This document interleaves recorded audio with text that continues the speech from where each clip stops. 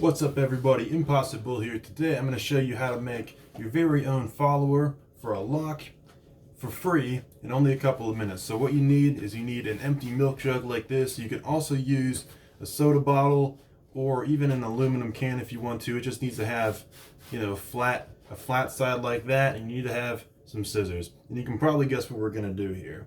So we just need to cut a rectangular piece out of this. So you're gonna need to puncture a hole in it with your scissors. Obviously, be a bit careful when you're doing this. For example, if you're using a soda bottle or something, don't have your hand right on the other side of the bottle. These milk jugs puncture pretty easily, though. Honestly, a soda bottle might be better for this. I've made them out of soda bottles. I'm making this one out of a milk bottle. Doesn't really matter a whole lot. Technically, it's a water bottle, but no one's gonna correct me on that in the comments, are they? So you just want to make it, depends on the size of your lock, but about 2 to 2.5 inches on one side is pretty good. And then you just want to make it as long as your lock cylinder is. This is plenty for me, about 3 inches here. I think the keys are usually only, like 1.5 inches long or something, so it should be good.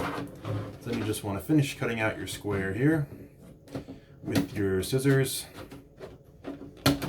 There we are. Now we have our square of plastic, and if you have a weird part like this where you started and just not working well, you can just trim that right off. It's not gonna be no problem to just trim that off right there.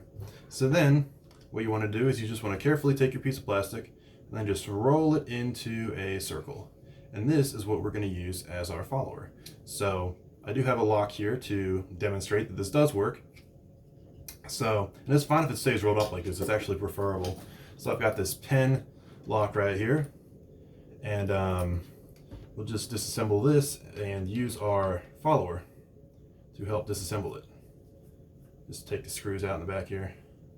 The Penn Hardware Company used to be a very important, very large company, international company, back in the day, around the early 1900s, late 1800s. They went out of business in the 1950s, but if you are dealing with a house built before then, it's very likely you'll come into contact with this stuff.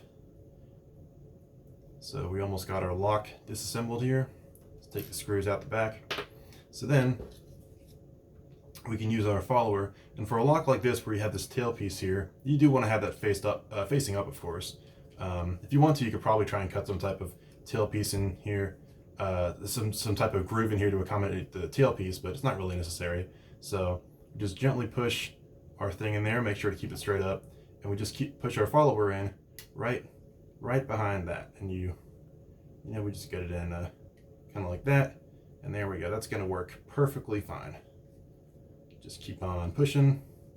There we go. We got our entire lock cylinder out there, and now we have our follower. And to show you that this does work well, I'll put this right back in and we won't have any problems with it because it just works. So there we go. Just make sure to line it up there. Make sure once again, this thing is lined up with where the pins are going to have to go, so we won't have pins dropping out on us. But if that's lined up, it should be good. It should be fine. So get that lined up with the hole there. Make sure that is perfectly lined up. There we go. We put our cylinder back in. So our homemade, literally made in a couple minutes for free stuff you got lying around the house. You can use any type of scissors. Don't use your mom's sewing scissors to make that. It'll wear out the sewing scissors, but any type of household scissors besides those, you can use to cut this. You don't need aviation snips. You don't need any type of crazy stuff like that.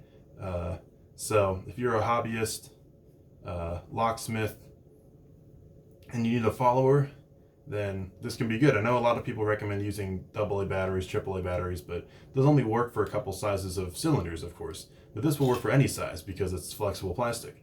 So there you go. That's what I've been doing for locks like this, and that's what you can do too. So if you enjoyed this video, please be sure to leave a like, maybe subscribe. Be sure to share this with anyone you think would find it interesting or helpful.